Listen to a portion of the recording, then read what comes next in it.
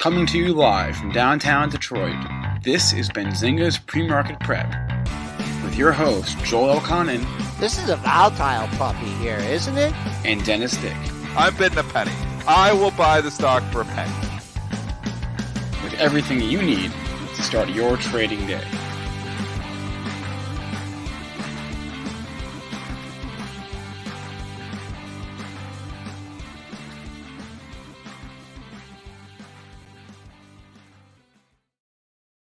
Good morning, everybody. Welcome. Oh, I missed Joel there. Good morning, everybody. Welcome to today's pre-market prep. Spencer Israel, Joel Elconin, Dennis Dick with you this morning. What do you think we're talking about? We're talking earnings, obviously, right? Netflix, Chipotle, Johnson & Johnson, Coke. We are in the thick of it, folks. And that'll be the theme of today's show. We will talk banks as well with our guest, Nate Tobik. He runs CompleteBankData.com at 8. He'll be on at 8:35. But yeah, and look at Bitcoin today. We should talk about Bitcoin as well. Bitcoin is having its first good day in quite some time. All the Bitcoin stocks are at the top of my filters this morning. Before I throw it to Joel, go ahead and drop us a like if you could. We'd appreciate that like. Subscribe if you haven't already. And Joel, help us make sense of this because we were talking about this just now, on the prep call, and index is S&P's down. It's mixed. It's we're up. I mean, let's just look at the bottom line from the close on yesterday at 1550. Show us those charts. And it's right there with Friday's close. So a moment of decision here for the market. Friday's close 1850. We're trading 17 and a quarter. Monday never happened. Got it all back on Tuesday. Pre-market high. We're 20 handles off that at 38.50. Weekly number in that area, 43.10. Absolutely nothing there on the downside. So if we go into reverse, see maybe if we want to test 4,300. Crude $2 range. They hit it on the oil number, brought it back 68.32. I guess you got to be thinking about half of this move. We'll eyeball it. I'd call it 71, 72 if you're looking for a rebound in the crude market. Silver dipped under 25 the first time and survived. Did it yesterday, survived too. That's up a dime at 25.09. And Bitcoin couldn't quite get to the bottom of the trading range. Caught a bid up 18.20 at 31,535. And Ethereum's going the same direction at 1906.50. That's up $117.75. Triple D, you're looking at the stocks, you're looking at the futures, and there's very few times when you're like, I'm so confused. Yeah, let's see how things are going to shake out.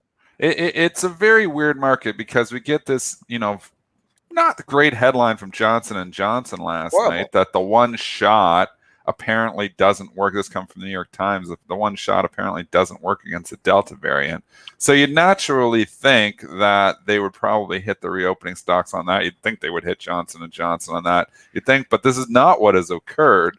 They've actually had a full reopening rally going here this morning, and they're hitting the tech stocks. So give us the news from the New York Times, Spencer. Okay, yeah. I just butchered it. I want to give the full context of this. I'm just going to read straight from the article. The coronavirus vaccine made by J&J is much less effective against the Delta and the Lambda variants than against the original virus, according to a new study. Although troubling, the findings result from experiments conducted with blood samples in a lab and may not reflect the vaccine's performance in the real world, but the conclusions add to evidence that the 13 million people with the J&J vaccine, of which I am one, may need to receive a second dose, ideally of the Pfizer, BioNTech, or the Moderna vaccines. So there we go. I would have thought that, one, J&J probably hit on this, which it did not. Two, I would have thought that the reopening stocks would get hit on this, which they did not. Three, I thought maybe, you'd think maybe the tech stocks rally on this, but they did not. It's doing the exact opposite today. So it's opposite to logic today, what you would think. I don't know if that continues or if that trade continues. It is coming in a little bit where you are seeing tech weak, though. Very, very weak here this morning. Apple down, trading down. The Qs are trading down. It's the reason the S&Ps are not up more because you got a substantial rally going on in the banks. You've got a substantial rally going on in oil stocks. you've got a substantial rally going on in a lot of the reopening stocks. There's a lot of stocks on my screen that are green. The only thing really holding the indexes down today is tech.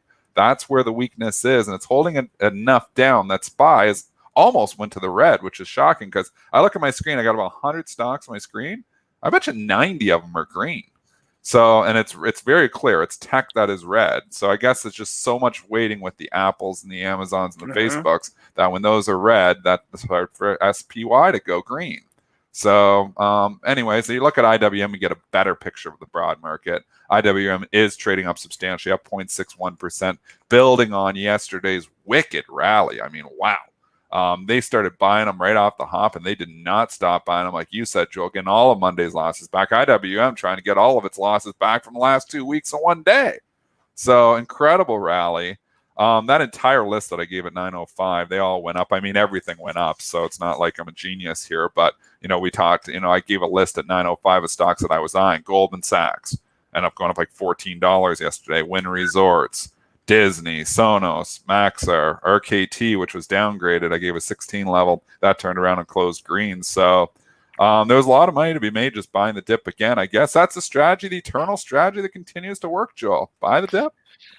You're talking about the big tech components and being in the red. And, we talk about the top components in the index, Apple being number one. That's down 40 cents. Good day yesterday. Microsoft is in the red by 80 cents. Amazon's up just fractional. But Google's in the red. But look at the day, Google. What was it? Yesterday? Did I see that thing way up? No, didn't get back up to all-time high. But that got back a lot of the losses. Facebook's in the red here as well, and Tesla's in the red too. But just marginally. But that was a good call. You were saying, hey, something's got to give here when the S&Ps came down to unchanged and got a nice 5-6 point bounce out of there. But perhaps the culprit in the tech sector is Netflix. Not really, though. I mean, they got hit hard on the initial report, but it came all the way back and went green. Like the classic buy the dip. This got hammered $40 on the report, and sellers remorse because 10 minutes later the stock had gotten 2/3 of losses back and ended up going green. But give us the report. It's the big one from last night, NFLX. So here's what the algorithm probably saw. They probably read Q2 EPS $2.97 versus a $3.15 estimate. So, so they missed that number. And they probably also read that they lost subscribers for the first time in a while. So that was the reason for the drop. But if you look a little bit deeper, there are reasons to be positive from this report. So the sales came in above estimates. Their Q2 subscriber ads, they had a low bar to clear, and they did clear it. It was 1.5 million subscribers added last quarter versus a 1.1 million subscriber estimate. Going forward, they guided light on subscriber ads for the current quarter for Q3. They guided they would add 3.5 million subs this quarter versus a nearly 6 million sub estimate. So they were light on the Q3 guidance sub guidance. And so there was that as well. We also they talked on the call, which we streamed on our channel, about their plans with regards to video games. They discussed that a little bit, and I have some thoughts there. But as far as the numbers are concerned, it was a bit of a mixed bag. It was a low bar to clear in terms of the subscriber ads. They cleared it, but light on the guidance going forward. It's sort of a bit of a divided situation here. You either think that the growth is still there or you don't. There's really no middle ground. It bounced right where it should have bounced last night. I don't know who's selling it down into the 480 to 500 support, which has been support for this stock forever. We talked last week when they were doing the gaming. We're like, well, it's coming up into the resistance area. So I like the headline, but it's hard to buy it when it's at resistance. It's been in a trading range. Well, I am all the way back down to support 5 days later. So you got to read the levels to a certain extent. Man, 480 to 500, huge support for Netflix. Yeah, and I'm just looking at this on a monthly, and it's not quite yet like the Amazon chart, because you don't have as many highs in the same area. But this has basically gone nowhere for a year. I mean, you had the breakout went to the all-time high, pulled back to new all-time high. This is just really in the middle of no man's land for me. I mean, the daily chart too, gapping all over the place. So I'll just, that discount that low because it really doesn't feel, unless the market goes major into reverse, that we're going to get that. But let's see if they can get it green again. I think that's a good level for the day, is to look at the closing price from yesterday at 531.05. That's another $5 off the high. So I guess after that big dip under 500 I'm going to use the close as resistance, and then coming back on the downside, you may even get a look at yesterday's low. You probably will at 520.30. So below 520.30, I see how things open up on the downside.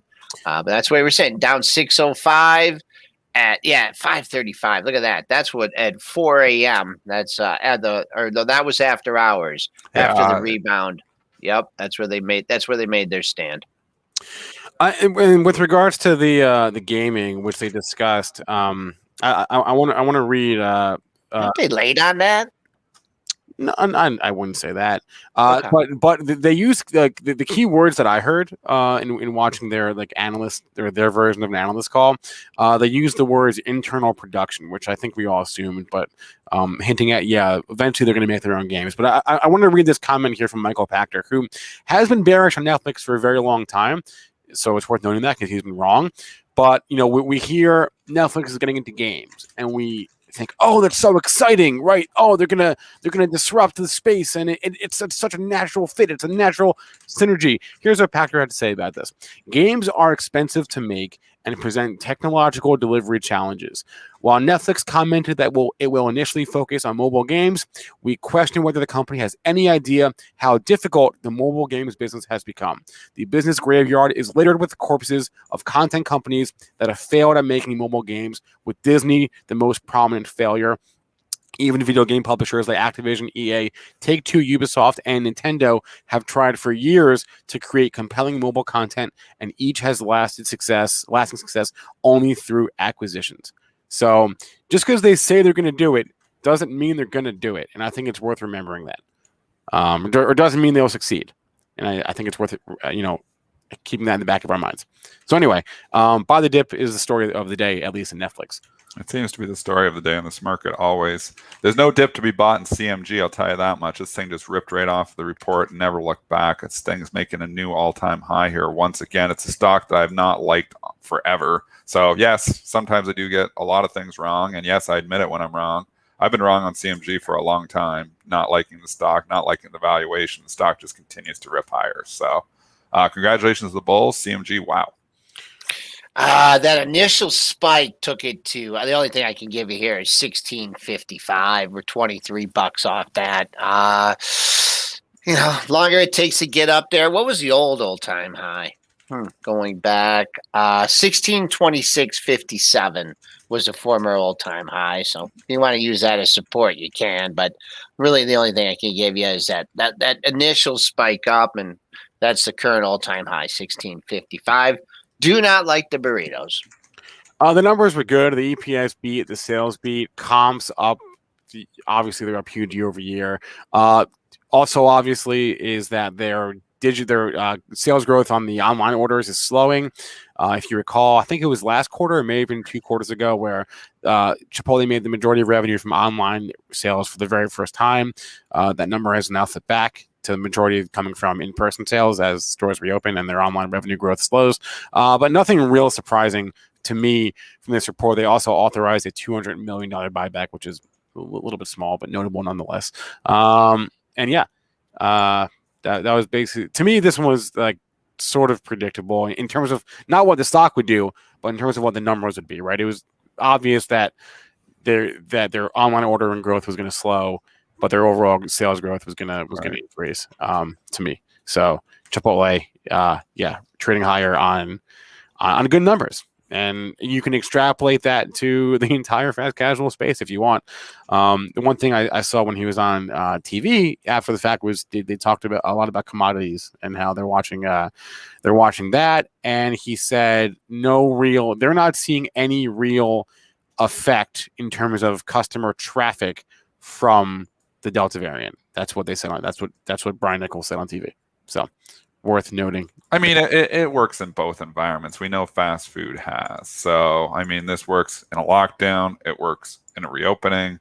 It just works. CMG has just been working for a long time, as long as they don't get E. coli. Oh, that was a while ago, wasn't it? And it's completely forgotten. So, and Man. good for them. They've turned their company around. It hurt the brand for a long time. Me and you, Joe, specifically worried about the brand for a long time. But obviously those fears are long gone, and CMG is winning. So stocks making new all-time highs. I don't short them. It comes down, if your food is good enough, people will forgive and forget. And I think in this case, the food is good enough, people will forgive and forget. Even though Joel doesn't like it. I think it's okay. I don't think it's any different than all these other Mexican restaurants too. But anyways, I'm not to judge the food. What about Qdoba? Do you guys like Qdoba? Yeah, it's the same thing. They're all the same. It doesn't taste any different. Does that trade? But one gets a 50 times valuation and the other one doesn't. I mean, you got the name, right? So branding. What's it? That's QDBA? No, that's Jack in the Box owns Qdoba, I think. Okay. Yeah. I believe you're right. ACK. Okay. Right? Yeah, I'm pretty sure. So I haven't looked at that one for a What while. about Wingstop? Or do people still eating a ton of wings during the pandemic? Oh yeah. Yeah. Look, Joel. Of course. Wow. It stopped going up finally. And what about Shake Shack? Finally, it stopped going up. How's that Shake Shack doing by the office? You been Oh, going over there? do good, man. These things. Well, Shaq actually has underperformed. To Joel's point, the line is not that I go outside much, but what Joel's referring to is when the Shake Shack first opened up downtown, the line was out the door every single day. It's not still out the door, if that's what you're wondering. Right. And I took Dennis there and he complained about $13 and he was still hungry. I had a burger. They didn't give you enough fries. I'm going to pay $13 for. You want to be Some of us stuffed. are big eaters, man. I can eat. If I want to pay $15 for a hamburger and fries, they better fill me up. Spencer needs to make a correction. I've been corrected by Randy from the news desk. He said if I'm there at noon, it is slammed. Is what Randy just, and Randy would know because he's there all the time. So I stand corrected. Shake Shack by us is slammed every day. Why would you not just order online and then just go pick it up? Why would you wait in line? People don't think ahead, Joel. I don't know. People don't think ahead. I'm the same way. I don't think ahead half the time either. I don't know. Or you just decide at the last second. Is Let's Not Go Global still closed? Too expensive. Next. Joe, I don't know the answer to that question. Okay. We can go to Coke. We can go to Hog. We can go to Sleep Number. United Airlines. Where do you want to go next? Sleep Number. Okay, this is your big loser. Disaster stock of the day. SNBR. Why? I'm not quite sure. So their EPS missed. Everything else was up and they had to sell something. their EPS missed 88 cents versus $1.07. Their sales missed 503, but they raised guidance for the year. They raised their EPS guidance for the fiscal year by 75 cents from 650 to from 650 to 7.25. So they raised their guidance, but it was a light quarter for them. I'll go first on this one. This is easy. $100. Yeah. Got to hold 100, and it's not. It's at 98.95. So I've been all these monthly lows right here, 98.75. Important. Yep. So gets back. I mean, today obviously it's only $1.15 away from there. What is the we still got a seller. We got a step down seller out there, Dennis. He is not lightening up yet here. 98.50 is where we're currently trading. Pre-market low 98. I guess if you want to try and buy the dip on this one, just wait to see what that low is at 9:29 and 59.999 seconds, and see if it pulls an NVIDIA on that one. But long-term investors, this thing's got to get back over 100 and hold it. Next.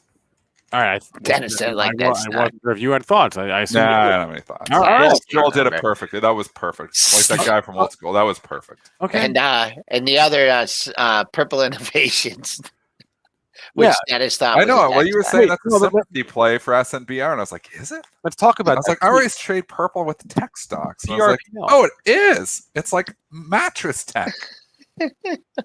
That's what it is. It's mattress tech. Mattress tech. But I always trade with the tech stocks. So I was surprised when I didn't even know what they did. I just thought it was a technology company. It's mattress technology. Yeah. So I don't know. This purple stock I trade every once in a while. It's kind of fun to trade. PRPL? Yeah, I'd buy it on $24. I Not totally a bad level. I don't know anything about the company though. I So forgot all about it until Joel mentioned it a half hour ago. I trade it every once in a while. It's kind of fun to trade. I But forgot. wasn't there some other mattress companies that merged? There's Casper. There's CSPR. That was an IPO. You don't want to go there. And there was one more. There was one more. Yeah, wait, didn't Mattress firm? Yeah, and didn't they merge with Sleepy's, right? What's the ticker? I don't remember the ticker. MFRM was the other one. Maybe. But okay, enough of us falling asleep here. We can go to let's talk about Coke here. Coke is trading higher. Very unusual move here. Yep. Yeah, for Coke, it was a good quarter. They had earnings this morning. EPS beat, sales beat. They guided some okay numbers on this sales growth for the year, and it was strong guidance actually for Coke. It's a nice lift. Coke's been okay, making new highs. You can't argue with the new highs. Let's see if it can hold on to it. Who paid out to 57.70 on People Coke? get excited, Joel. 57.70. I know it's Coke. What did Warren go to 7 Cokes a day instead of 6 Cokes a day or something? He possibly did. Oh, I don't even know what to say about this one. I don't know if you'll see the top of yesterday's range at 56.33, but I don't know if it got anywhere near that pre-market high. I don't think it will. I think all it's these stocks that are reporting. This is a tough one, man. This is crazy. Joel's making a good point here. All these stocks are reporting like Cokes and the Verizons, and you just go through in the Johnson & Johnsons. I mean, these aren't big movers. So if you're paying up $2 for Coke on an earnings report, you're probably on the wrong side of the trade. Because they don't usually go up 5. They don't usually go up 4. Never go. You know, this is a big move. A huge move for Coke is $1. It's Coke. So, I mean, you've got to kind of have an idea of what, one, you can look at the options to get a feel for it, but if you trade a stock a lot, you kind of know what it does on earnings. It beats, goes up $1. It misses, it goes down $1. It's going up 2. Well, it's probably an overpay, and it's come right back in. So it's a good report. It's probably doing what it's supposed to do at being up $1. But if you're going up almost $2, that's a lot to pay, man. You think there's enough stock in the book maybe to hold this down for probably 57. Great call, Joel. Joel with the great calls all morning here. He must have slept well last night. Let's go look here at the book. So we're going into our Coca-Cola. I bet you there was something even at 56.50 yesterday. Dude, what kid was on my computer and closed my book?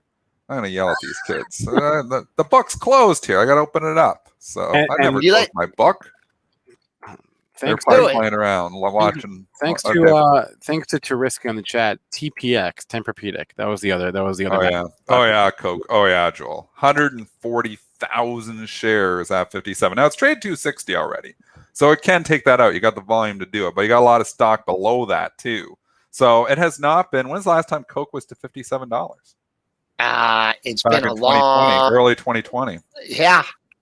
Yep. Huge size. And then if you keep going, $58, 149,000 more. Now, I don't think we're going that high, but if it just went to full silly town somehow like it did in the pre-market, you got a whole major bunch of resistance up there in the upper 57. So 130,000 at 57 is the first stopping point. Can it take that out? If it does, then it opens up into the mid 57s where you got another 40,000 at 57.50. What we're looking for newbies out there, we're looking at the New York book right now. We're looking at the stock that is out there. You can subscribe to this, $60 a month, depending on your broker, but it allows you to see all the orders that are on the designated market maker's book. These orders are not pre-market orders. They are regular session only orders on the NYSE because the NYSE doesn't have a pre-market.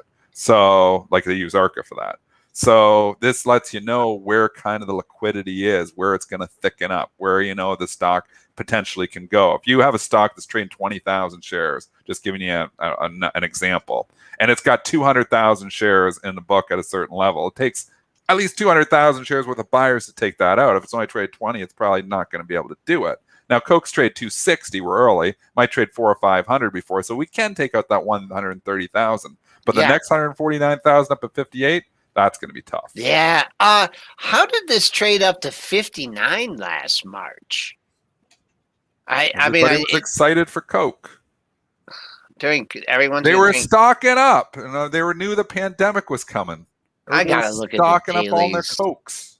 I got cases of Cokes in your basement because we're not going to get out of this lockdown is what they were thinking last year.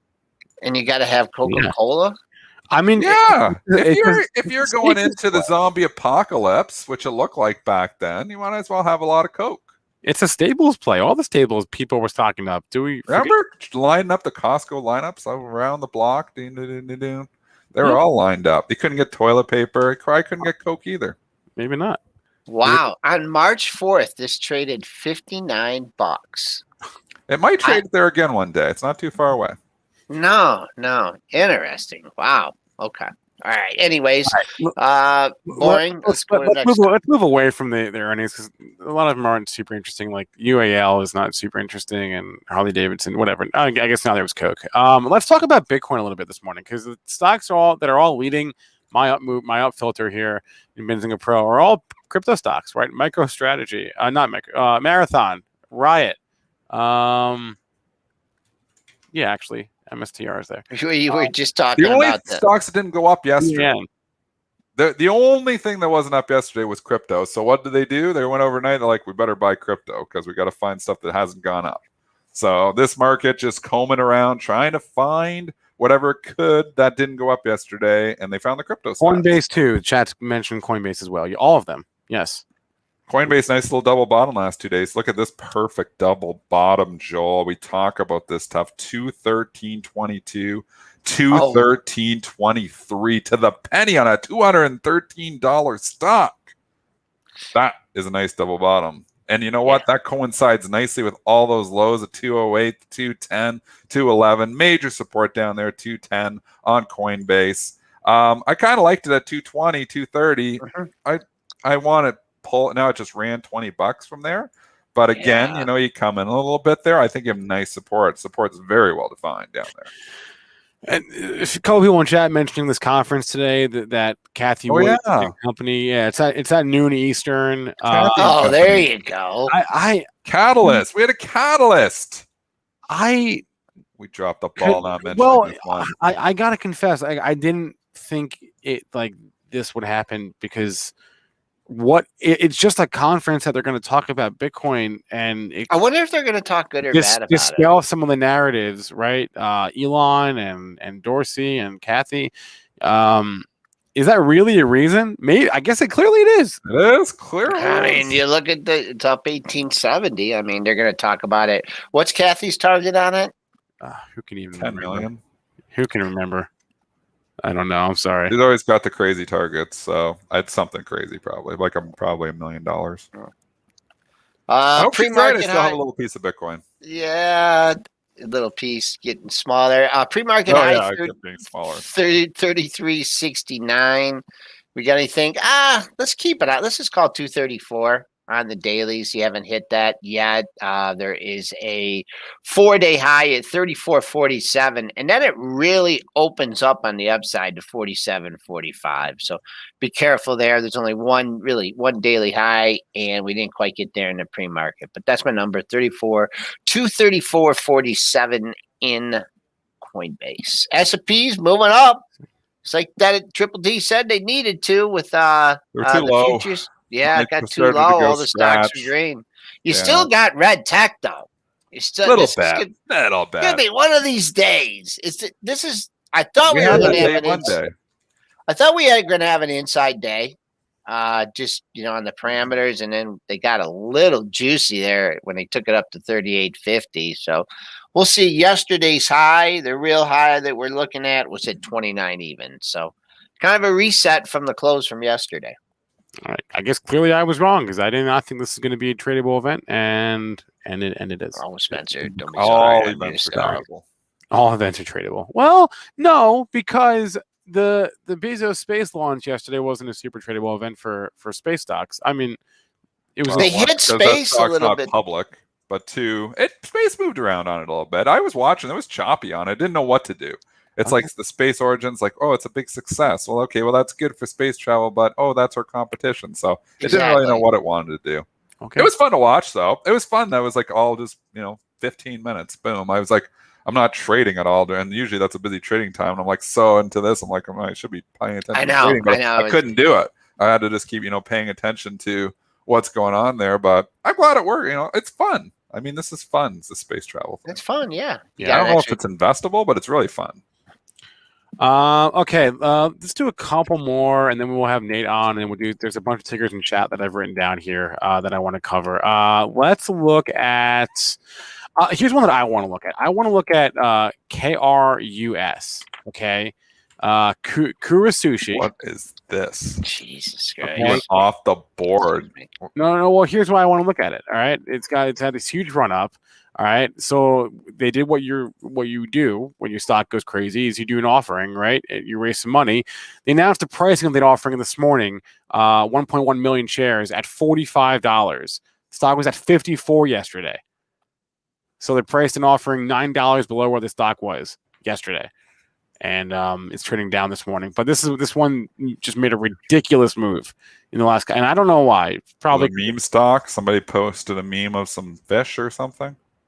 It's a sushi company. No, I know, but why we were trying to figure out. We can clearly really see it's a sushi company. Unless they just got a fake. No, it's not. What do they do? What it is, it's sushi. It's a low float. It's a restaurant, sushi restaurant company. It's a low float stock. Is probably why. But they're a Japan style, Japanese style sushi restaurant that I IPO'd a couple years ago. Anyway, huge. I've never traded this stock or heard of it. I've never heard of it either. What is what's the offering price? 40. I just said it's 45. 45, and they're bidding it, huh? Yeah, that's interesting. They don't typically trade down to where the offering is. Once they have a pop, those offerings are more like a floor, and they typically don't trade down to them. The only time they trade through them is when they're offerings to survive, not to grow. What about Viacom?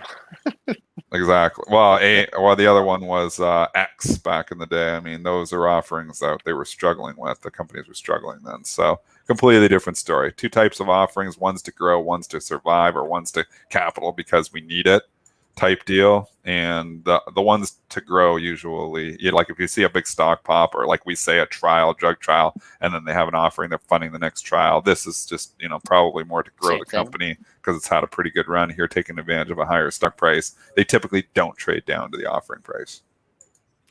I know nothing about this company. I'd just say 45 is your level because that's where the offering price is. I think they're in California. If you're ever in California, check it out. It's got the conveyor belt, you know what I'm talking about? Oh, really? Yeah, the conveyor belt style. Oh, really? The sushi just conveyors in front of you? Does that mean you want to buy the stock now? And you don't know how long it's been sitting there? Now that you know that. Cool. That kind of changes my... Joel is immediately asking if you know how long the food is sitting there for. He's going around the conveyor belt for days, Joel. People are breathing on your food as it goes on by. Think about that. I don't know about this conveyor belt system. You're right. It does sound cool, but not with a Delta variant or a Lambda variant or whatever we have variants out there right now. Okay. Hey, Spencer, you ever go to Mene Sushi? That's out by us. No. My girls love it. Okay. And there's this one kid that works there, and I give them a hard every time I go, they mess up the order, and I never check it out. So Dana went in there to pick up the order the other day, and it was taking a really long time. And this kid, Cole, looks at her and he goes, "Man, if your dad was here, he'd be really pissed off." Sorry, bad tangent. We're talking sushi. I just had to bring up that story. At least you're a loyal customer. Let's bring on our guest here, Nate Tobik from CompleteBankData.com. Nate would have been on the show yesterday if I knew how to read my calendar, but apparently I don't, so he's on today. Nate, good morning. Good morning. Thanks for having me. Don't feel so bad because I was looking for the link and I'm like, maybe I just messed up on this. No, so you didn't mess up. Not a big deal. I just can't read a calendar correctly. But Nate, asked you on here to give us your take on the banks. First, let's just start with last week as far as the numbers, and we'll get to the stocks and going forward in a little bit. But as far as last quarter was concerned, as far as what the report said, anything jump out to you from the banks? I mean, yeah. So, the biggest thing is a lot of banks were able to pull out things from their bag of tricks to make earnings. And so they were able to, release reserves. They, the bigger ones, it was bond trading was down, equity trading was up, or, there's lots of little levers to pull to still make the numbers they needed to make. Overall, though, the biggest thing is kind of in the vanilla, making loans and taking deposits. Deposits are up like crazy, and loans are pretty much flat. And demand is just, there's just not a ton of loan demand. So I think it was Bank of America, they noted like credit card spend was up like 16%, although balances were way down. There's just not, there isn't the organic loan demand typically from business formation right now. So everyone is kind of, they're all working their same book of business. There's not much net new activity going on. Okay, so what should we be taking away from that? Well, I mean, I think there's a couple of things. The first is, so right now this is kind of like a no man's land, right? So it's still the summer. People are all out and about. We were trying to take a trip this past weekend, and there's traffic at like, 1 o'clock on a Friday, and my wife jokes like no one works anymore, and the roads are clogged. I don't know if that's going to last forever. I think a lot of places are going to start to bring people in the fall enough that it's going to be more of kind of a traditional experience. So there's that. Does that actually happen like people expect? If it does, that's going to support a lot of offices that are kind of on real shaky ground right now. If that happens, I think that starts to get things kind of spinning back to companies are going to look to expand. And, typically a lot of these loans, it's expansion loans and it's also real estate loans. And so while the housing market is off the charts, you don't see, lots of new retail going up or giant tower projects because no one's sure what is going to happen with that. I think we're going to have a lot more clarity in the fall once kind of the summer of freedom is over and we see actually how things, land and what it's going to look like going forward.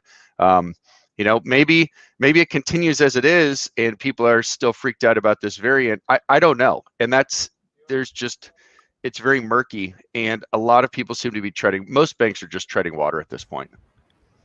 Nate, what's going on with that fan in the background? I don't know. It's hot. Yeah. No. But it's summertime, like Joel. it's like it's not. It's going around and then it stops and it goes around and it stops. Oh, it must be. You must have a slow internet connection. What, Joel? No, it's not stopping. It's not stopping. Joel's on dial There's up. a little blip there. It's not stopping. Joel's on dial up. I don't know. But Nate, I wanted to ask you. I mean, this is the question. What's going on with are we in an inflationary environment? Or is growth slowing and we need rates to go down? I mean, the TLT, tell us. We need to know. I think inflation's here, and I think it's going to keep creeping up. And I don't think there's a ton of growth either, which is kind of the worst of both worlds. I think realistically, either inflation's going to just go out of control and, we're going to get something at 6, 8, 10%, and the Fed isn't going to be able to react. I think they are going to drag their feet as long as humanly possible so they don't have to raise rates, even if rates should appreciate at this point. But even with low rates, there's just not the organic business demand. That's the problem is. So, here's an example. So I'm in Pennsylvania. I think there's like 15 million people in this state. Let's just say, 7 million households. There's about 1 million mortgages above 3.75% that haven't refinanced yet, even with the low rates. So that's the tail kind of, but that's a sizable portion of the market that still hasn't moved, even with these low rates. So that's all that's left in terms of the refinance market, a couple $100 billion. And what's going to get those people to do something? That's the hardest, that's the hardest market to move right there. At this point, if they haven't done anything, it's the same with businesses. Everyone they're stuffing money in their deposit account and they are just not willing to let go. So as far as the stock reaction and going forward, is there anything that surprised you about that, or was it fairly predictable? And how do you look at just the financial sector here? Yeah, I mean, it's had an incredible run coming off, a year ago when everyone thought that banks were dead. I think that was an easier trade than now when everything was, left for dead. Now we're looking at something where, if this is an inflationary environment and banks are able to essentially pay no money on deposits because the Fed keeps rates low, but they're able to lend at more of a market rate, they're going to kick it out of the park. Earnings are going to be great.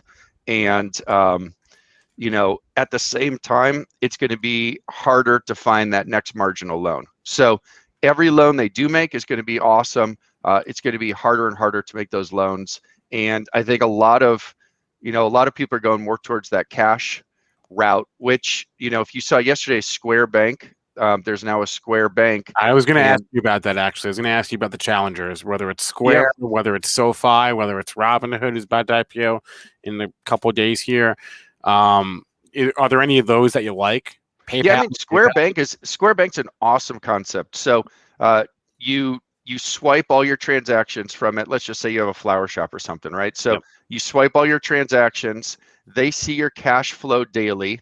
They're able to make an intelligent loan, like a short-term loan, to say, it's like, wow, we see you buying your inventory on the same account. We see the cash flow from customers on the same account. We could extend you a little bit of credit because we know, it's going to be 6 days of overlap where you need that.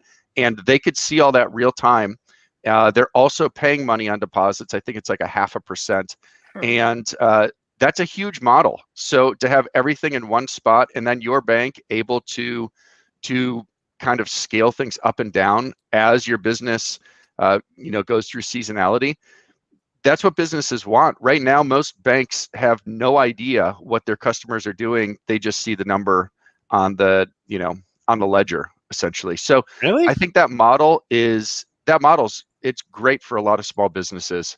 And I think so what typically happens is there's a trailblazer, and then someone will roll out this white labeled Square Bank product, and everyone will adopt it. That's my take. But I like Square. I think that's they're doing something. They have the brand name recognition. There's something there that is, it's really unique.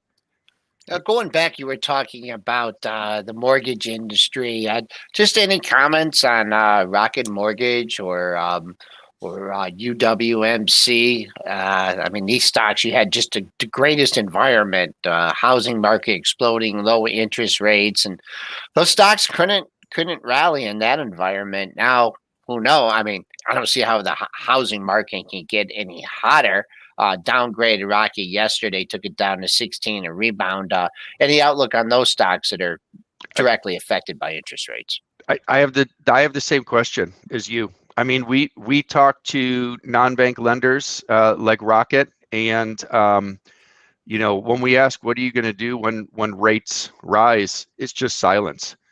There's no answer to that, right? So how do you get someone to borrow money at 6% on a house, and now the house price, instead of being 500,000, is only 380,000?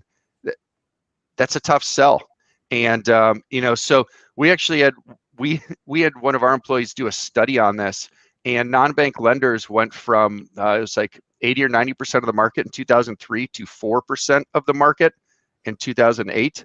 So it was quite a washout, and they're now back around 70%. In terms of mortgage lending. So it's a extremely choppy industry. And that's when rates rise, Rocket is going to be having the hardest time in the world. If they could make it through to the other side, there's probably going to be another boom, and they're going to ride that wave. And it's extremely cyclical like that. But right. Yeah, there's most of the Rocket will do well. I've heard from a lot of banks, they love their model. A lot of banks actually sell loans to Rocket or buy them from Rocket, it'll be the smaller ones. So, when you're driving down the highway in your local city and it's, Red Oak Mortgage Company, something like that, and they're doing $1.5 billion of new mortgages right now, they probably won't exist. Here's what going from James in the chat that I forgot about. Nate, one more just before I let you go. Your thoughts on Wells Fargo getting rid of personal lending or lines of credit? That was interesting. Yeah. So look, kind of anyone in the industry knows Wells Fargo is the patsy at the table, and they have made a lot of moves that are so questionable the past couple of years that everyone's been scratching their heads. So they moved all of their commercial relationship managers out of their local branches to a call center in Missouri. So if you had a $5 million line of credit for your business, instead of being able to pick up the phone and talk to someone who knows what your business is, you're now talking to a 22-year-old who's trying to manage, dozens of these, and you get a different person every time. It's great for us because we've had so many clients who say we just want to find Wells Fargo loans because we're going to pick off all their customers. So I hope they keep tripping up. They've been doing it with everything. Their idea is to centralize all of these back office things, and in doing so, all they're doing is making customers angry. All right. Nate Tobik is he runs CompleteBankData.com. His Twitter handle is up on the screen right now. It's at Oddball Stocks. He's also the author of the Bank Investor's Handbook. Nate, always a pleasure. Thanks a lot. We'll have you back on again soon. Yeah, thanks for having me. Have a great day. Thanks, Nate's Nate. always dropping knowledge, and we appreciate his Yeah. time. All right, 8:47 here. If you were wondering if the market still cares about NFTs, the answer is yes. DraftKings is in the news this morning. They are launching an NFT ecosystem and exchange. It's called DraftKings Marketplace. There's a whole bunch of details. There's a press release. It's been out for a while. I was wondering when it came out, it had a brief pop, and then it stopped going up for a second. I thought, okay, is this over? But it appears not to be, because DraftKings is near the high of the pre-market session, or Right. Yeah. Just ticked over 47.50.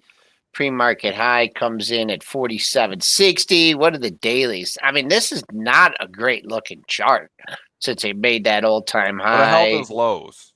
Yeah. 2 days ago, it held the low it needed to hold. $40 critical, $42. I mean, you had so many stocks that were challenging. Let's look at Penn Gaming, in contrast. And I'm long. Is that Penn. thing It's in the been 60s terrible. yet? Yeah, it's been terrible. I mean, DraftKings, Penn is Wow. significantly below where it was in May. DraftKings still holding those lows. So see separation here with, maybe obviously the leader here in sports betting, DKNG, and they're trying other things too. I mean, the management team is just really smart. I mean, I love this idea. I love this, concept from them as well. I'd be a buyer if it pulls back. I don't like chasing, but you've got major support down there in the low 40s. I think I'd be a buyer in the low 40s.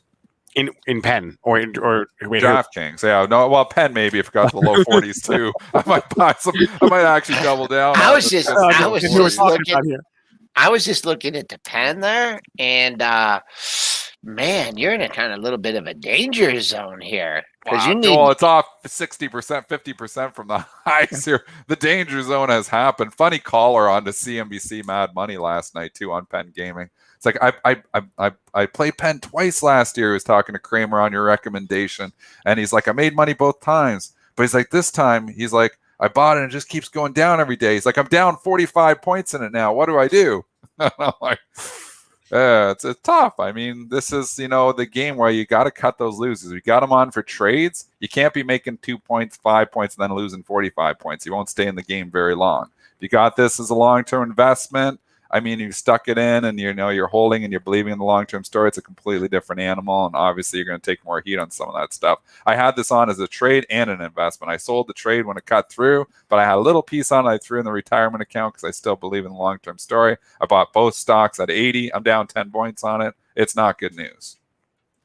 Yeah, this and just the reason I'm bringing this up is when this thing got over 140, that's when it was added to the S&P 500. It was Correct. a top. Yeah, and that was lights out. So, isn't this today the day that Myrna goes in? Knew you were going to say that. I just brought the chart up because I knew that was coming. Yeah. Yes, today is the day, actually, Joel. Ooh, boy, oh boy, oh boy. I don't know about this one. The way it backed off that high yesterday at 42.51, and then we were watching it. Yesterday's low down at 292. This is going to be a wild one here. Better hold Upside in there capitulation. today. Yeah, whew, you could be back. I'm telling you, this thing, and I know you look at the monthly chart and you're like, it's not too bad, uptrend. I mean, there are some moves in this thing, 70, 80, $90. It hits 180, goes to 110, goes back to 200, back to 120. This is a little bit different situation being added to the S&P. But man, oh man, if I was long this one, then you got to pop. Oh man, even to the close today, I expect to be some resistance. But it's officially added today, correct? Mm-hmm. Mm-hmm. Yep. Okay. Matt Miller a while back dropped us a 10 spot, asked about Cleveland Cliffs. He either owns or is looking to own the $20.50 calls that expire on the 30th of July.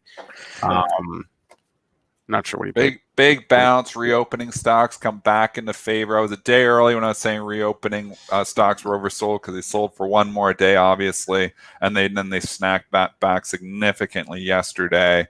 It bounced down 18.5. It's cyclical too, right? So you got to always consider that. But I think on pullbacks here, I think that 18.5 to 19 area is good. Am I chasing it up at 20.5 this morning when you could have bought it at 18.79 yesterday? No, I don't chase. But you get back down to the 19s, I'd be interested. Yeah, you got that low yesterday at 1871, and then low on Monday 1851. I mean, that's right. You're a buck and a half away. I mean, 18 is the rock solid support in here. Man, I don't know. It just seems like it had to sell off. I guess if you're really confident, you want to lean on that 2-day low.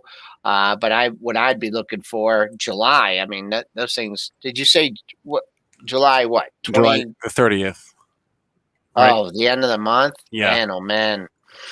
I mean, you could get you hit like 25, you went to 18.5, right? So you could get a bounce in this 50% area, 21.5, 22. But tough after pulling off like that. Oil's kind of in flux too. But trading up in the pre-market just a little bit, but big bar to work through here. What was the close on this day? It closed at the low, 1988, closed in 1993. So I don't know, tough one. I don't know. Not thrilled about that one. Okay, a couple more tickers I've gotten here from the chat this morning. Domino's, which reports tomorrow morning. Someone asked about DPZ. So let's take a quick look at that. Man, how can you be short? Yeah. They always beat. It's a matter of how receptive they are to the earnings. It'll probably matter what the overall market is doing more than the earnings report itself, because we've been a whipsaw. Yeah, 2 days ago, they're selling everything. Yesterday, they're buying everything. So it all depends on the flavor of the day, I guess, on whether they're going to be buying or selling stocks that day. It's been a hell of a run, though. I mean, 360 back in March, now 470 is a price for perfection. I think it is. They're going to beat. I think I'd sell the pop if they beat. I think they're going to beat, and I think I would sell the pop if they beat. I mean, we can extrapolate Chipotle. They're not that. It's not quite the same, but it's kind of the same. Chipotle's got the name though. People are like talking about that stock. It's a social media favorite. It's like Domino's Pizza doesn't have that kind of. I think, but you could also say Chipotle just set the bar really high for Domino's too. You could say that too. You could say that. Yeah, I'd be cautious. I think, like I said, I think they're going to beat. I think if you get a pop on the beat, I think I'd sell it. Big seller up in the 488 area. Really from 488 to 492. I don't know if you're going to be seeing that. Old time high 491.42, and then your seller came down into the 488, 489 area. But that's not really. I mean, that's still $10-12 away. So if you're looking to lighten up into the report, that's the area 488 to 490. All right, I love when we're asked stocks we don't talk about a lot, and Megan 08 is asking about Sherwin-Williams SHW as a short. Paint. As a short. And here's what Megan 08 says: earnings next week, and paint is completely out of stock because of supply constraints.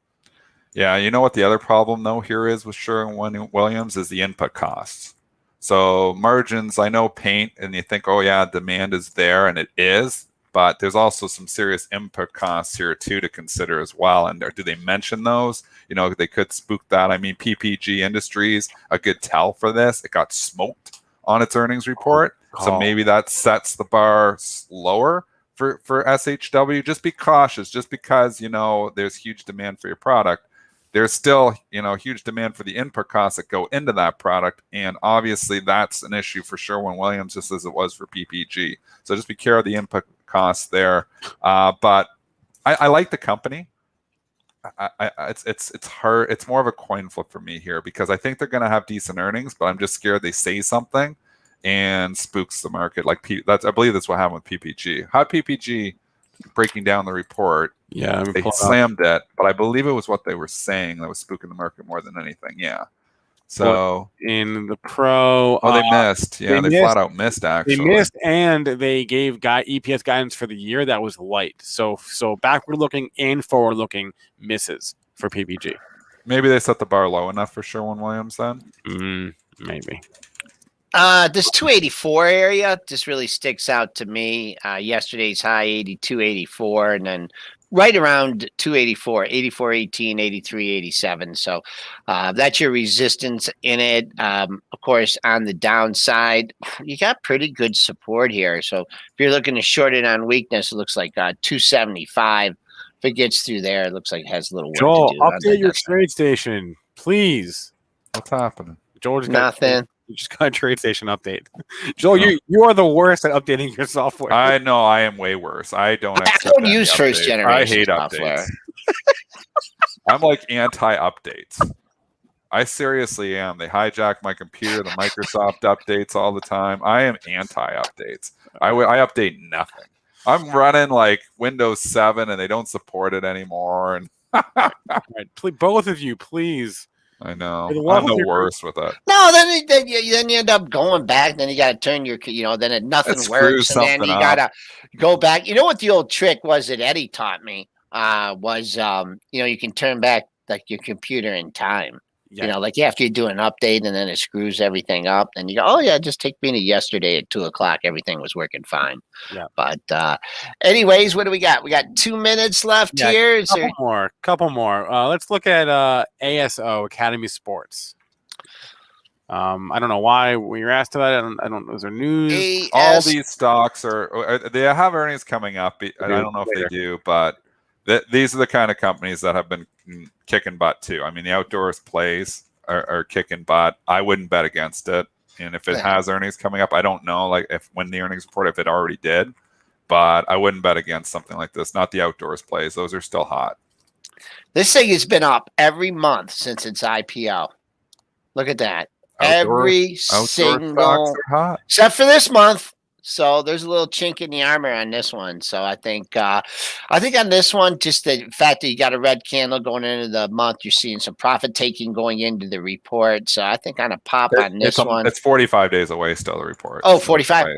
Yeah. Okay. A little pretty concerned. All right, guys, I'm going to hop off here and go cover all these symbols that we missed. So Spencer, I'll see you at 3:30. When we get into earnings season, there's no way we will be able to talk about every earnings report. Like we had ASML, someone just mentioned that. We didn't talk about Harley Davidson, United Airlines, Verizon. They're all up today. Like, I mean, let's just fly through really quickly. NDAQ reported earnings, trading green. HOG reported earnings, trying to hold green. That's actually starting to go red. Verizon reported green. CMA reported a spit up. Coca-Cola, green. Johnson Johnson, green. ANTM, green. NVS is red. We found one that was red, Novartis. STX, green. LAD, major green LAD. So, right now they're rewarding everything. I guess they're wanting to buy stocks, and they're buying them all on these reports. We'll see. But again, if you're chasing stocks and buying stocks now, I mean, now you're paying up, because we just rallied 100 S&P points from 2 days ago's low. This bringing us right back up to the highs. So I don't like chasing stocks. I need to pull back now to get in. Yesterday morning was the time to get in if you were in any of those, anything basically. Like even Paul was saying, everything went up yesterday pretty much. So if you're buying yesterday morning, I guess that was the time. Now you got to wait for a pullback. All right, Dennis. Thanks a lot. I'll talk to you tomorrow. Well, actually, you won't. I'm taking. Oh, off I forgot, guys. So I'm actually. Oh, So for all my God. haters out there, you'll enjoy a week of Dennis Dick silence here because I'm off for the next week. So going camping. This is actually going to be the last time for 2 weeks that all three of us are together because Dennis is out until he'll be back on Thursday. But then Joel is out Thursday and Friday. So the three of us will not be back in the saddle until for the rest of the month. This is the last show of the month with all three of us here. So I hope you enjoyed it. Dennis, have a good trip. We will talk to you in a week. And you know the market will be crazy. It's always the craziest when I leave because I'm not trading, and I'll bring my iPad with me, and there is Wi-Fi there, but I'll probably do very little trading. So this is true. Dennis did leave the week Dennis went to Disney World last year. That's when COVID started. That's when COVID started in the U.S. So. Yeah, so it's bad luck when I go away because I love volatility, and we know the markets always get more volatile when I leave. All right. So just don't fly Delta. Don't fly Delta, Dennis. No. Well, we won't be flying at all. I don't go on airplanes right yet, so I'm still spooked. I'll be driving across country. Have a great trip. Good luck on your camping, and try not to ruin the world. Try not to run into too many Canada geese while you're there. Yeah, there'll be a lot of those. All right. Thanks a lot, everybody. All right, let me bring on my next guest here, Gunnar Cuevas. He's the co-founder and CEO of Carl Invest, doing some interesting things in that space. And I want to bring Gunnar on now. Gunnar, good morning. Welcome to the show. Thanks for joining us. Thank you for having me. How are you?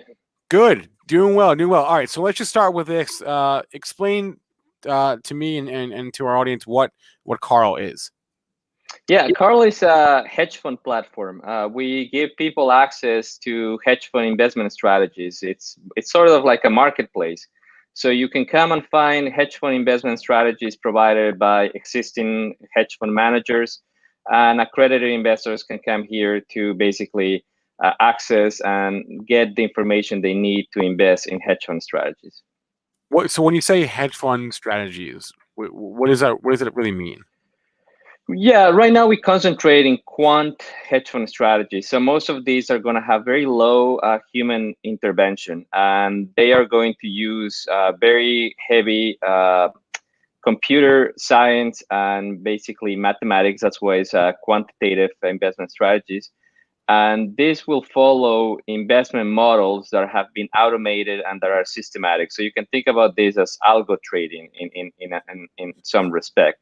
So they're automating their investment strategies so they can consume data and act on this data in basically in an automated manner, right? So whenever data is available, these algorithms will get access to the data, do the data analytics, and spit out a buy or sell for the stock or future or option that they're looking at.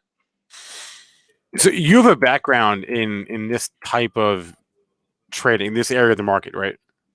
Yes, I do. I used to build market making algorithms. That's how I started my career in the space. Okay, can you explain a little bit about like how that area of the market works? I think a lot of people, myself included, don't have a great understanding of that area of the market. It's sort of like a black box where it's out there, but you don't really quite have a grasp on how these types of strategies actually impact flows on any given day, and impact the markets on any given day. So can you sort of like just outline at a high level for us how these types of strategies that you previously designed and now have a platform to access impact the market on any given day, and what are the most common examples of some of these strategies? I think that the easiest way to understand is to think about hedge funds are big investment companies, and they are some of the most active and most knowledgeable players in the market.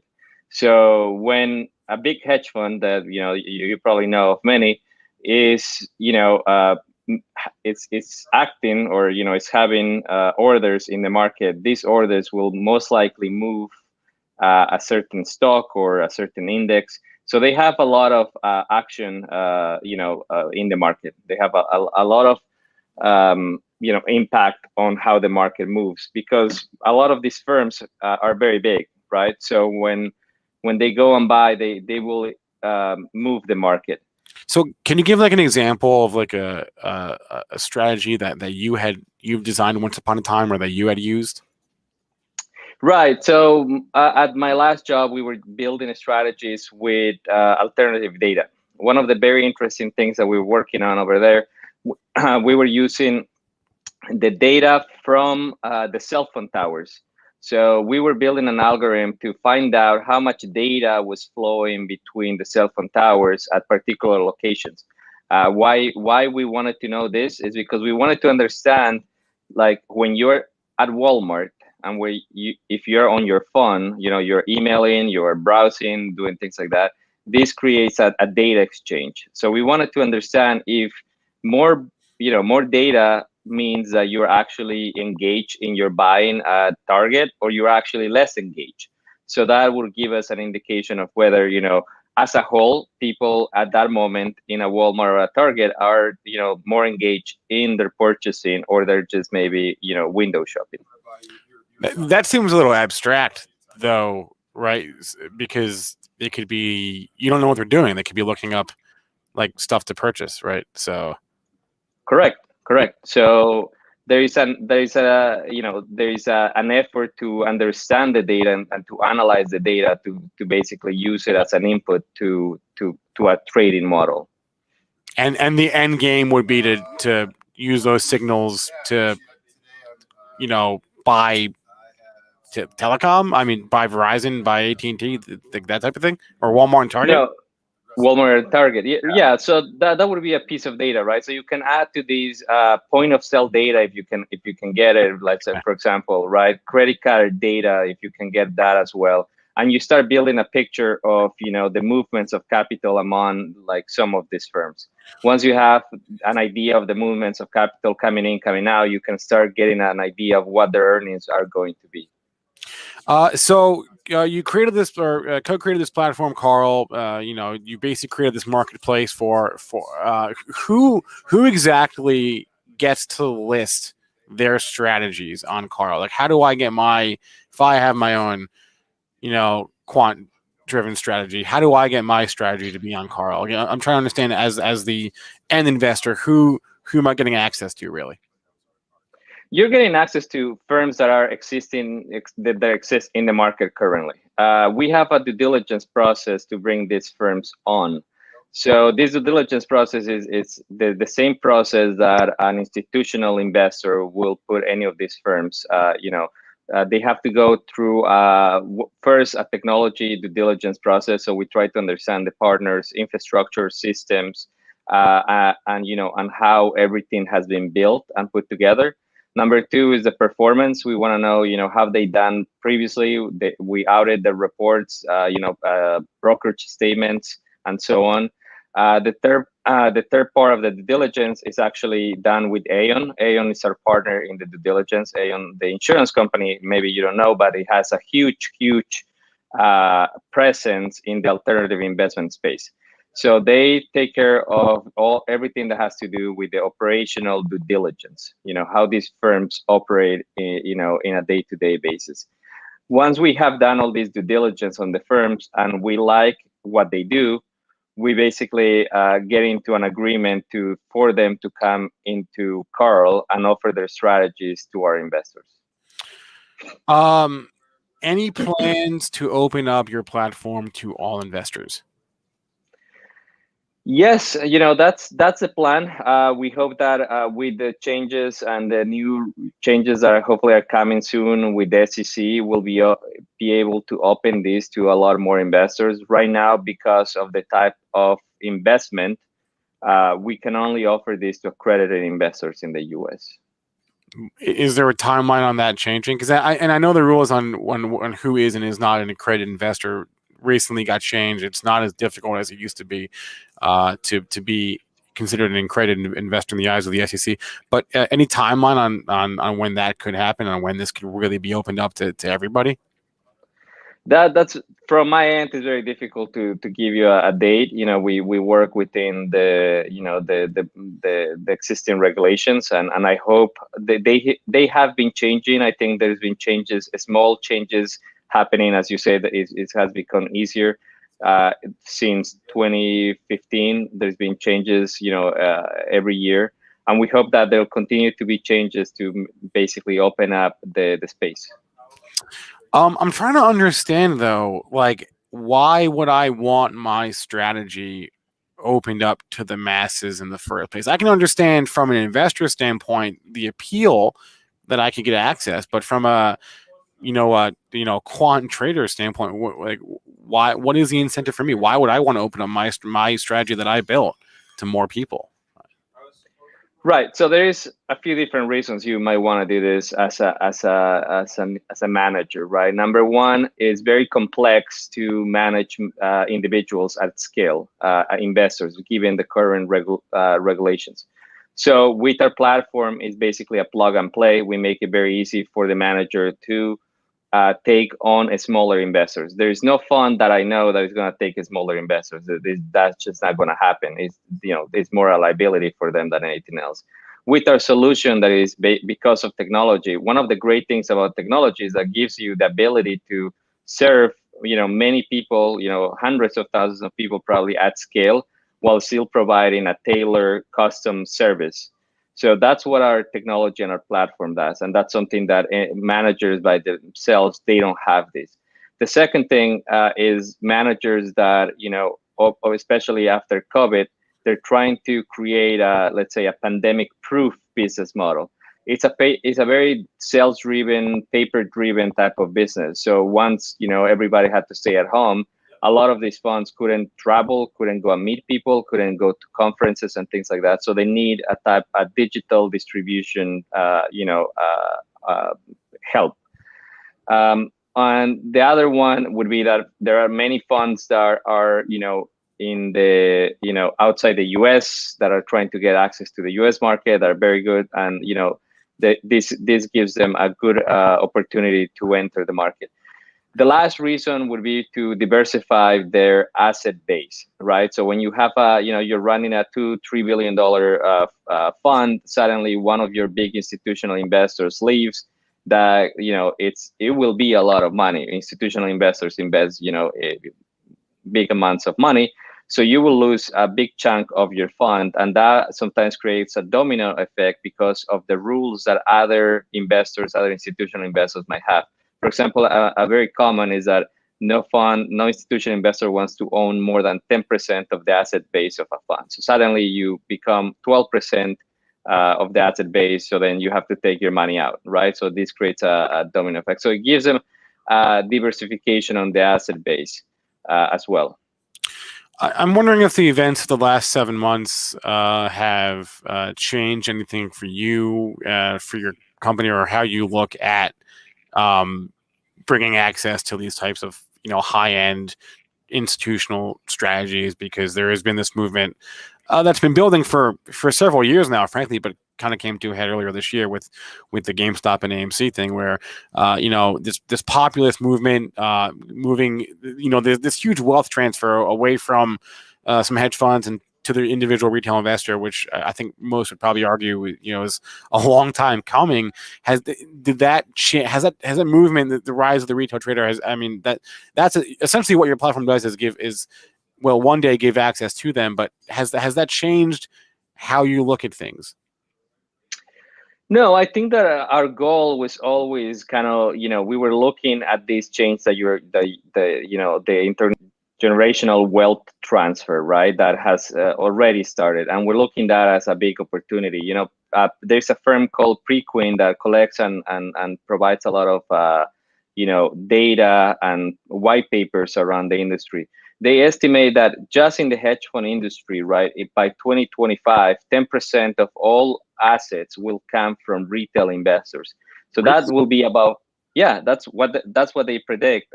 So that will be about $400 billion just over the next 5 years coming from retail investors.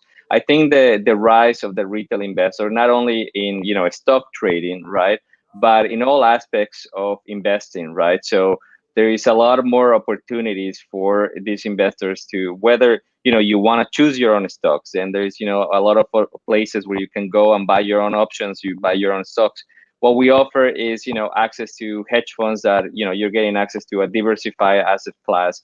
You're getting access to expert advice right through the investment strategy because you have an active hedge fund manager that is directing the strategy behind it.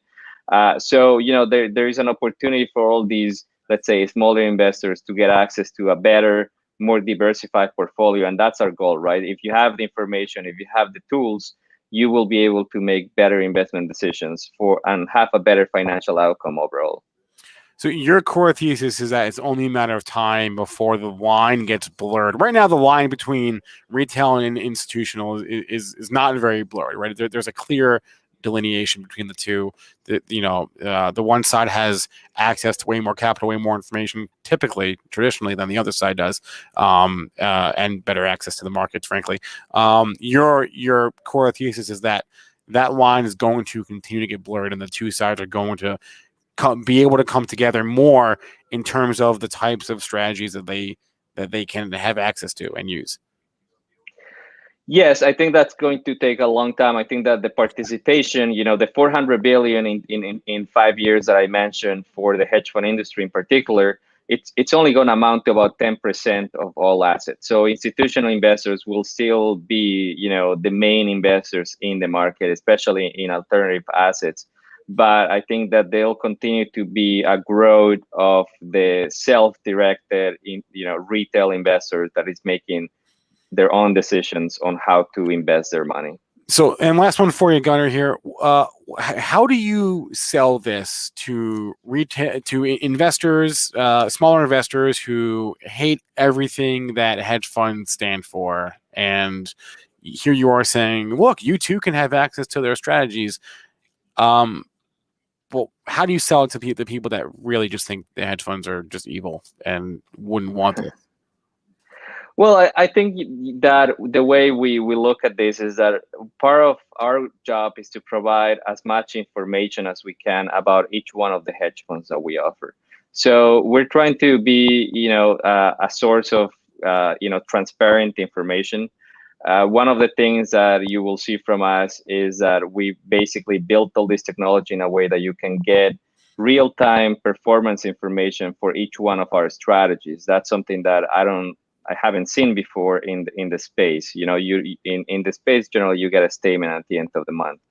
So what we try to do is build tools and build technology and provide all the information we can. So you go to our app, for example, you will see videos, descriptions, audio files, interactive data that, right now, because of the paper-driven space, you don't find anywhere else. So we're trying to basically say, look, you have an opinion. Why don't you objectively look at what we have and then make your own decision, right? Don't go by what the media is saying. Don't go by what some people might be telling you. We're trying to be objective, give you the information. If you're a busy individual, right, accredited investors, a lot of them are very busy individuals. They don't have probably the time to be picking their own stocks, and this might be something that is more their speed, let's say. It's a good point. Also, typically you invest in a hedge fund and your money gets locked up, not the most transparent instruments. So you're also just, I would imagine the strategies on your platform, by nature of them being on your platform, would come with maybe better terms than a traditional hedge fund would offer. Right. So we provide monthly liquidity. So if the minimum time you have to be invested with us is for a month, and that's because of how the instrument works. Yes. Okay. Gunnar Cuevas is the co-founder and the CEO of Carl. The link was up on the screen there right now, investwithcarl.com. Gunnar, look forward to keeping tabs on what you guys do, and we'd love to have you back on one day soon. All right. Thank you, man. All right. I appreciate this. Thanks a lot. Have a good day. All right. Bye-bye. Hey, look, it's not every day, guys, we get somebody on the show who's got a background in algorithmic trading. Maybe we can have Gunnar back and we can talk more about that. I'm sure Dennis would be interested, I think. Okay, it is 9:20. Again, I know there was more takers in chat. We didn't get to them. I apologize. You can tune into our other shows throughout the day if you want to ask Neil on Get Technical. You want to ask Joel on the At the Close show. feel free to do that. I'm going to hop off here in a couple of minutes. We have David Green live trading the open next at 9:25, followed by SPAX Attack, followed by the Power Hour, Get Technical, Moon or Bust.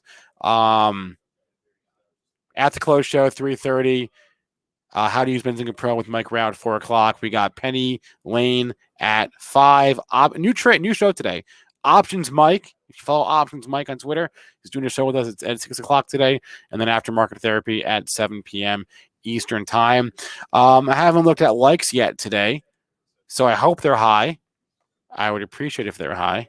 That would, give me some self-worth. If we had a number of likes, let's see. What are we at? 313. Let's see if we can get to like 400. I'm not like up your guys' or down your guys' necks about likes as much. But yes, it would be nice if you could drop me a like. I'd appreciate that. Helps me look good to my boss, quite frankly. What else did I want to say? Oh, reminder. The next Benzinga Bootcamp is this coming Saturday. Okay. I'm going to put the link up on the screen to learn more. It's benzingabootcamp.com. There it is. Check it out. Full day event of webinars and education about trading, stocks, options. This coming Saturday, benzingabootcamp.com. Check it out. There will be some familiar faces that that will be there. Tim Quast, I believe, will be there. David Green, I believe, will be there. Nick Shaheen, I think, will be there. So benzingabootcamp.com this Saturday. Check that out. Let me see. What did we miss here? I know there was more than I missed. Oh, we didn't even talk about AMC. Did you guys see AMC? What a morning. What a day. First off, what a day. And when we were prepping for the show this morning, Dennis couldn't understand why the indexes were down, and I said, "Well, AMC is the only thing that's kind of down this morning, because every stock was at the time every stock was up, but that's not the case now. But AMC is giving back some of the gains. But what a great day yesterday for AMC, right? Like you've been waiting for that. If you're an AMC, you've been waiting for yesterday. So that's nice to see. All right, smash the like. I'd appreciate that. Subscribe to Benzinga on YouTube if you have not already. I'd appreciate that as well. Benzinga Pro is our real-time news platform. Pro.benzinga.com. Free 2-week trial. You want a discount? The code's on the bottom of the screen. YouTube20, YLUTUBE20 will get 20% off any Benzinga Pro subscription. Again, pro.benzinga.com. Thanks to our guests today, Gunnar, Cuevas, and Nate Tobik. Thanks to all of you in our chats. There is the YouTube chat. There is people watching on Twitter. There's people watching on Twitch. People watching on Benzinga.com. People watching on Benzinga Pro. It's a lot of chats to keep track of during the show. I do my best. I apologize if I did not see your question or comment or ticker. I try. All right. David Green coming up live in a minute. I'm going to hop off. This stream will redirect to that, so you don't really got to do anything. And everyone, good luck at the Open today. Let's make some money. I'll see you guys in a little bit.